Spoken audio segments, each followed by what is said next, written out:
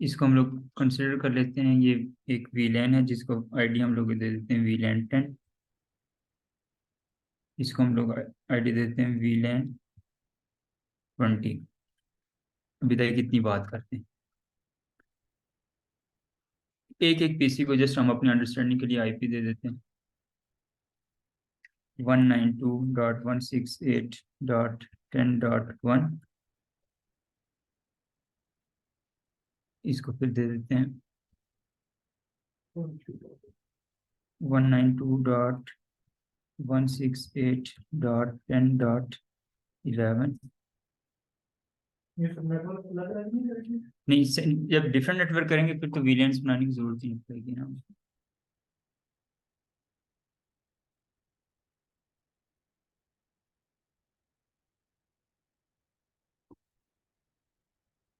21।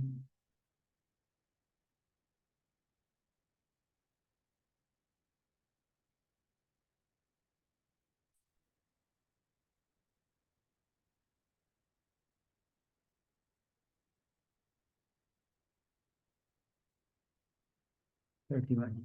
उसके बाद स्विचेस को अब इसमें अटैच करवा देते हैं।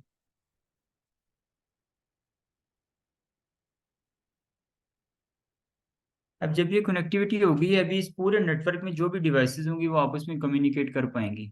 अब देखिएगा यहाँ पे जो एक डिवाइस लगी हुई ऐड है 192.168.10.1, उसका आईपी ये है। उसको यहाँ पे लिंक करवाते हैं जिसका आईपी है 192.168.10.11। यहाँ से पिंग करवा के देखते हैं। ये जो लोग वीलैन वाले टॉपिक में उसमें नहीं थे ऐड, तो उनको दोबारा से रिवाइज हो जाएगा। यहाँ पे वीलैन के साथ हमारे पास जो किस तरह से बनती हैं, डिफाइन क्या होती है और इनका कॉन्सेप्ट क्या है, वो भी दोबारा से जो है ना रिवाइज हो जाएगा। ये देखिए कम्युनिकेशन हो रही है, हमें रिप्लाई आ रहा है। इसी तरह से नेक्स्ट इसके बाद एक स्विच है, ये स्विच, इस स्विच में कोई एक डिवाइस लगी है, इसको ये आईपी चूंकि सेम नेटवर्क का आईपी हमने असाइन किया हुआ है 21, यहाँ से होके उसको भी एक्सेस करेंगे आईपी। और बेशक दरमियान में दो स्विचेस लिंक है लेकिन फिर भी उनकी कम्युनिकेशन होगी। जैसे 21, तो ये देखिए हमें उस स्विच जो नेक्स्ट स्विच के आगे एक डिवाइस अटैच है, वो स्विच अगर जस्ट इस स्विच के साथ कनेक्टेड है तो आगे सेम जो है ना कम्युनिकेशन है, सेम बाकी प्रोसीजर है, सेम नेटवर्क है, तो ये पिंग करेगा और ये एक्सेसिबल है। इस तरह से यहाँ पे एक ये पीसी है जिसकी 31 है, उसको यहाँ पे इस स्विच के साथ एक अटैच है पीसी, वहां से इसको पिंग करवाएंगे तो तब भी वो इसको पिंग करेगा और इसकी कम्युनिकेशन होगी।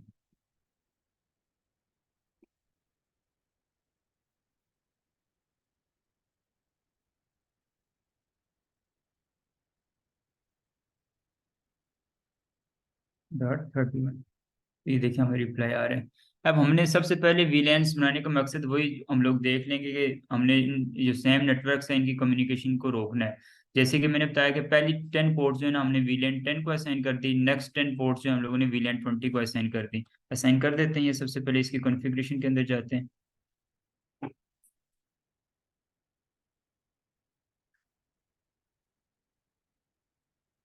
टॉपिक थोड़ा सा लेंथी है आज का, लेकिन इसको हम कंप्लीट करेंगे और दूसरे सारे लोग शुरू से फोकस रखिएगा, तब आपको असल जो बात होगी वो एंड पे होगी। शुरू वाली बात तो आपको तकरीबन पता होगी चीज़। तो अब हम लोग interface fast Ethernet zero slash, बल्कि एक रेंज हमने करनी है तो उसके लिए इंटरफेस रेंज की कमांड यूज कर लेंगे, फास्ट इथरनेट 0/1 से लेकर 10 तक। ये जो हम लोग इंटरफेसेस हैं,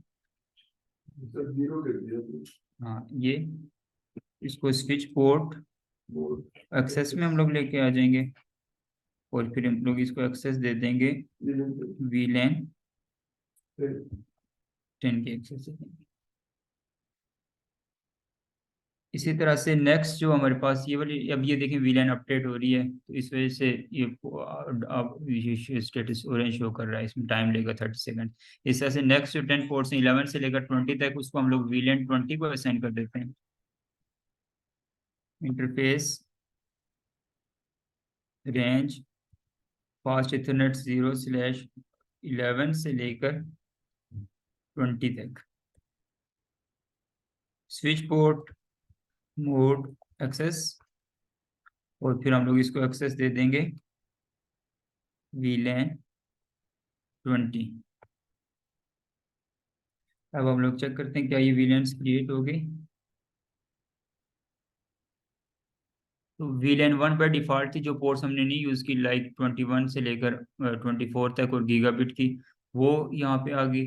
VLAN 10 जो है वो उसमें 0/1 से लेकर 0/10 तक आ गई, और VLAN 20 जो है उसमें 0/11 से लेकर 0/20 तक आ गई। तो इस तरह से ये पोर्ट्स इस स्विच में इस तरह से असाइन हो गई, ठीक है।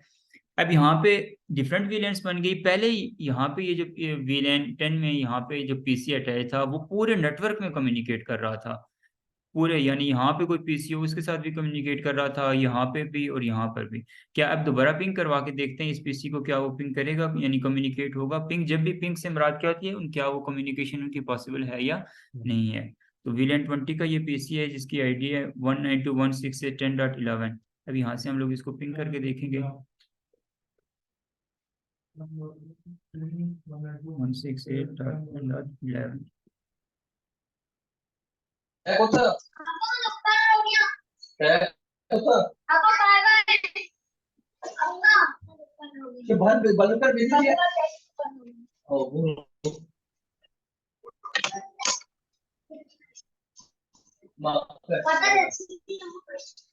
ये माइक काइंडली कर दें आप, साजिद।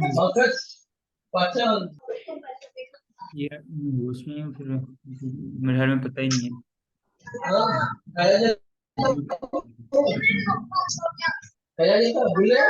पार्टिसिपेंट्स नीचे,